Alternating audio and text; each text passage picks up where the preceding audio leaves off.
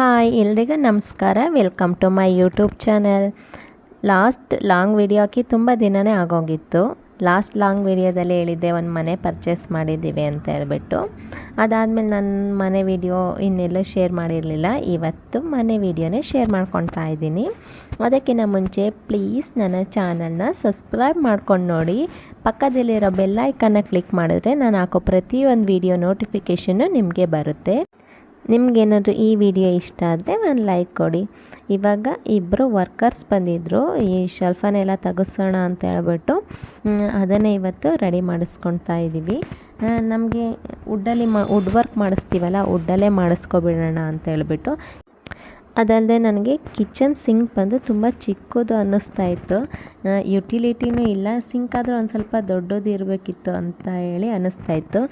Finally ನಮ್ಮ ಮನೆಯವ್ರು ತೆಗ್ಸೋಣ ಬಿಡು ಅಂತ ಹೇಳ್ಬಿಟ್ಟು ಅದನ್ನೇ ಇವತ್ತು ತೆಗಿತಾ ಇದ್ದಾರೆ. ಹಾಗೆ ದೇವ್ರ ಮನೆ ಬಂದು ಅದನ್ನು ಓಡಿಸಾಕ್ತಾ ಇದ್ದೀವಿ. ಅಷ್ಟೆಲ್ಲ ದುಡ್ಡು ಕೊಟ್ಟು ಪರ್ಚೇಸ್ ಮಾಡಿದ್ರು, ಇವಾಗ ಒಡ್ಸಾಕ್ತಾ ಇದ್ದೀವಿ ಅಂದರೆ ಒಂದು ಸ್ವಲ್ಪ ಹೊಟ್ಟೆ ಉರಿಯುತ್ತೆ. ಸುಮ್ಮನೆ ದುಡ್ಡೆಲ್ಲ ವೇಸ್ಟ್ ಅನಿಸುತ್ತೆ ಒಂದೊಂದು ಸಲ ಇರಲಿ, ಯಾವಾಗಲೂ ಇಲ್ಲೇ ಇರೋದಲ್ವ, ಒಂದು ಸ್ವಲ್ಪ ನಮಗೆ ಬೇಕಾದಾಗೆ ಮಾಡ್ಕೊಬಿಡೋಣ.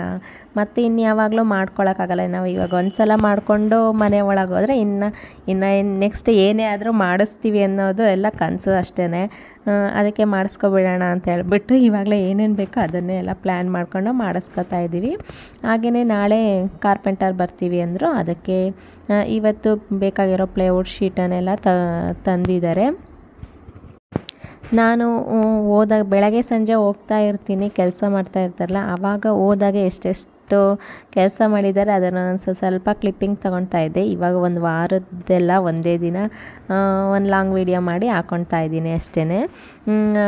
ಇವತ್ತು ಪ್ಲೇವುಡ್ಡು ಮತ್ತು ಅದಕ್ಕೆ ಅಂಟಿಸೋ ಲ್ಯಾಮಿನೇಟ್ ಎಲ್ಲ ಬಂದಿತ್ತು. ವಾರ್ಡ್ರೋಬ್ಗಳಿಗೆಲ್ಲ ಒಳಗಡೆ ಅಂಟಿಸ್ತಾರಲ್ಲ ಆ ಲ್ಯಾಮಿನೇಟು ಮತ್ತು ಪ್ಲೇವುಡ್ ಒಂದೇ ಸಲ ತರಿಸಿದ್ರು.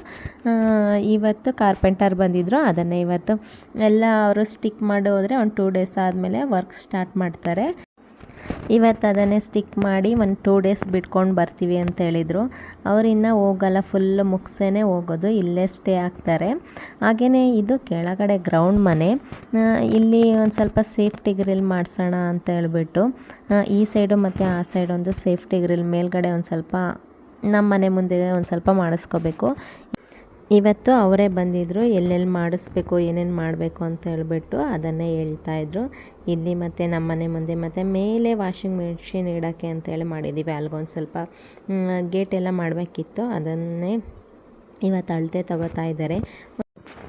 ಇಲ್ಲಿ ಹಿಂದೆ ಮುಂದೆ ಎಲ್ಲ ಆರಾಮಾಗಿ ಬರ್ಬೋದಾ ಈ ಸೈಡೆಲ್ಲ. ಇವಾಗ ನಾವೇಗೆ ಇಷ್ಟು ದಿನ ಬಾಡಿಗೆ ಮನೇಲಿದ್ದು ಏನೇನು ಬೇಕು ಅಂತ ಎಕ್ಸ್ಪೆಕ್ಟ್ ಮಾಡ್ತಾಯಿದ್ವಿ, ಇವಾಗ ಬರೋರು ಅದನ್ನೇ ಎಕ್ಸ್ಪೆಕ್ಟ್ ಮಾಡ್ತಾರಲ್ಲ, ಅದಕ್ಕೆ ಮಾಡಿಸ್ಬಿಡೋಣ ಒಂದೇ ಸಲ ಅಂತ ಹೇಳ್ಬಿಟ್ಟು ಅಳತೆ ತಗೋತಾಯಿದ್ರು. ಅದನ್ನೇ ಮಾಡಿಸ್ತಾ ಇದ್ದೀವಿ. ಇನ್ನು ಇವ್ರು ಬಂದು ಎಲ್ಲ ರೆಡಿ ಮಾಡಿಕೊಂಡೇ ಬರ್ತಾರೆ. ಅಲ್ಲೇ ಮಾಡಿಕೊಂಡು ತಂದು ಇಲ್ಲಿ ಜಸ್ಟ್ ಬಂದು ಫಿಕ್ಸ್ ಮಾಡೋದು ಅಷ್ಟೇ. ಇನ್ನೊಂದು ಸ್ವಲ್ಪ ದೇವ್ರ ಮನೆ ಹೊಡೆದು ಇನ್ನೊಂದು ಸ್ವಲ್ಪ ಬಾಕಿ ಇತ್ತು. ಇವತ್ತು ಅದನ್ನು ಫುಲ್ ಫಿನಿಷ್ ಮಾಡ್ತಾಯಿದ್ದಾರೆ. ಇನ್ನಿಷ್ಟು ಬ್ಯಾಲೆನ್ಸ್ ಇದೆ, ಇವತ್ತೆಲ್ಲ ಫಿನಿಷ್ ಮಾಡಿ ಹೋಗ್ಬಿಡ್ತಾರೆ. ಹಾಗೆ ಇವತ್ತು ಅಮ್ಮ ಬಂದಿರೋ ದೇವಸ್ಥಾನಕ್ಕೆ ಹೋಗಿದ್ವಿ, ರಾಘವೇಂದ್ರ ಸ್ವಾಮಿ ಮಠಕ್ಕೆ. ಫಸ್ಟು ಮನೆ ತಗೊಂಡಾಗ ಬಂದು ನೋಡ್ಕೊಂಡು ಹೋಗಿದ್ರು. ಹಿಂಗೆ ಇದೆಲ್ಲ ಒಡ್ಸಾದ್ಮೇಲೆ ಬಂದಿರಲಿಲ್ವ, ಅದಕ್ಕೆ ನೋಡ್ಕೊಂಡು ಹೋಗೋಣ ಅಂತ ಹೇಳ್ಬಿಟ್ಟು ಬಂದಿದ್ದರು.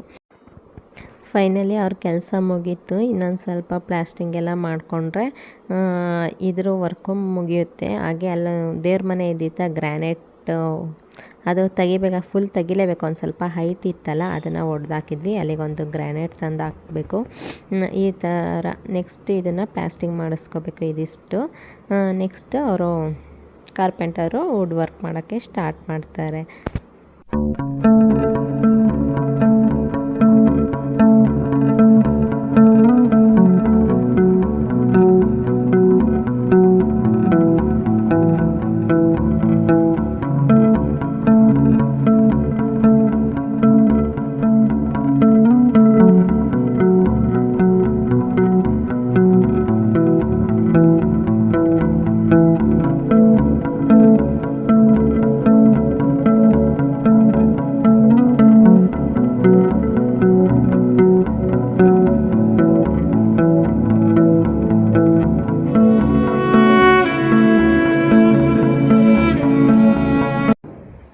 ಹಾಗೆ ನಾನು ಇವತ್ತೊಂದು ಸ್ವೀಟ್ ರೆಸಿಪಿನ ಶೇರ್ ಮಾಡ್ಕೊತಾ ಇದ್ದೀನಿ.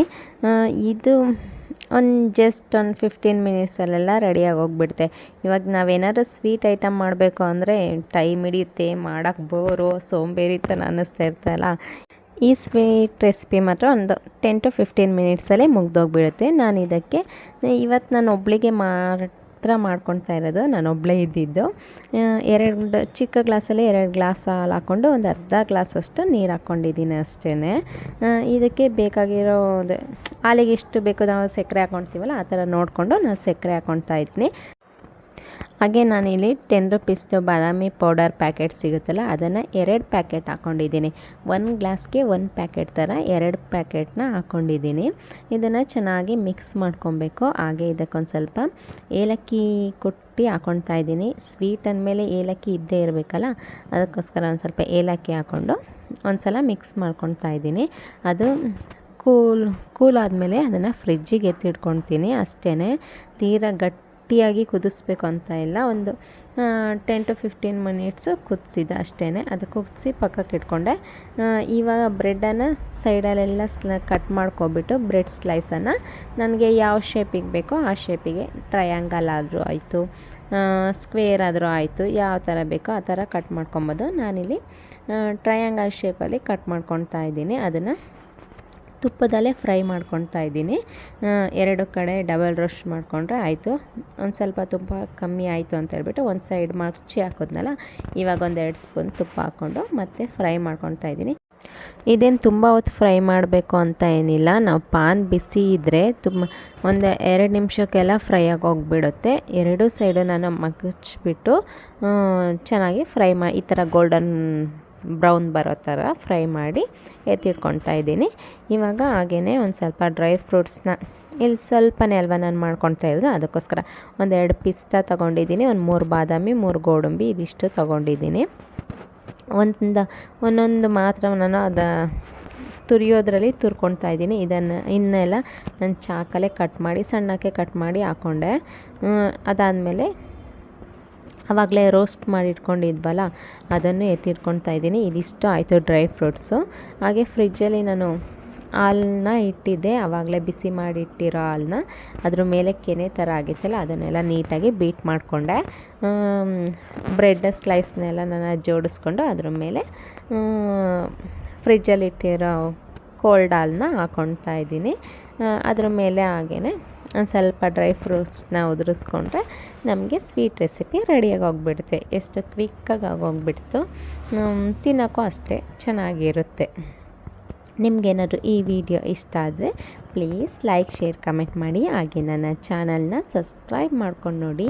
ಪಕ್ಕದಲ್ಲಿರೋ ಬೆಲ್ ಐಕನ್ನ ಕ್ಲಿಕ್ ಮಾಡಿದ್ರೆ ನಾನು ಹಾಕೋ ಪ್ರತಿ ಒಂದು ವಿಡಿಯೋ ನೋಟಿಫಿಕೇಷನ್ನು ನಿಮಗೆ ಬರುತ್ತೆ. Thank you for watching. See you in next video.